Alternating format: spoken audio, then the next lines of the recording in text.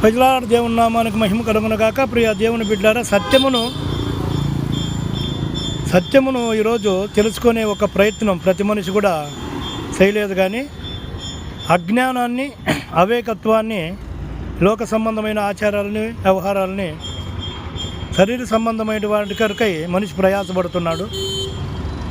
సమాజానికి పనికొచ్చే వీడియోలు చేస్తే చూసేవాళ్ళు, లైక్ చేసేవారు కరువైపోయినారు. కానీ అదే అమ్మాయిలు ముద్దు పెట్టుకొని అబ్బాయిలు ఏదైనా అసభ్యకరంగా చేసే వీడియోలకి లైకులు, షేర్లు, సబ్స్క్రైబ్ కూడా జాస్తి జరుగుతుంటాయి.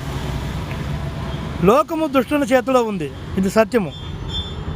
అందుకనే అన్న చెల్లెలని, కొడుకు తల్లిని, మామ కోడల్ని, వాయి వరుసలు లేని సమాజము ఇష్టానికి ఇప్పుడు సోషల్ మీడియాలో మనం చూస్తున్న ప్రతి ఒక్క పోస్టులో చూస్తున్న వీడియోలని యూట్యూబ్ ద్వారా, ప్రియ దేవుని బిడ్డారా, ఒక అన్న చెల్లెలనే పాడు చేసి అమ్మాయిని గర్భవతిని చేస్తే తల్లి కుమారునికి సపోర్ట్ చేసి నా కూతురు వాడు, నా కొడుకు మంచోడు, కూతురే తప్పడు అన్నట్టుగా వానికి సపోర్ట్గా మాట్లాడుతుంది కాలం.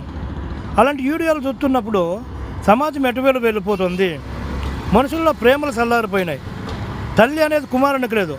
ఎవడో దౌర్భాగ్యుడు తల్లిని పాడు చేయాలని ప్రయత్నం చేస్తే, తండ్రే ఎన్నో రోజుల నుంచినో తల్లినే పాడు చేయాలని ప్రయత్నం చేస్తుంటే ఒకరోజు తండ్రి చూసి ఆ తండ్రే కొడుకుని చంపేసినాడు. ఎట్టపోతుంది సమాజం? నిజముగా సమాజం సాతాను చేతిలో ఉంది.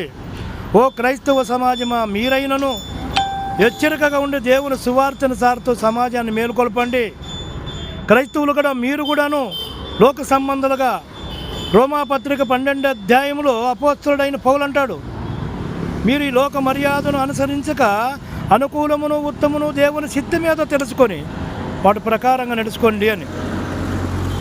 మీరు ఈ లోక మర్యాదను మీరు కూడా అనుసరిస్తుంటే సమాజంలో ఉంటున్న దేవుని తెలియని ప్రజలకును మనకు ఇంకా వ్యత్యాసం ఏముంది? సమాజానికి తెలియపరచండి. సమాజం పాడైపోతుంది.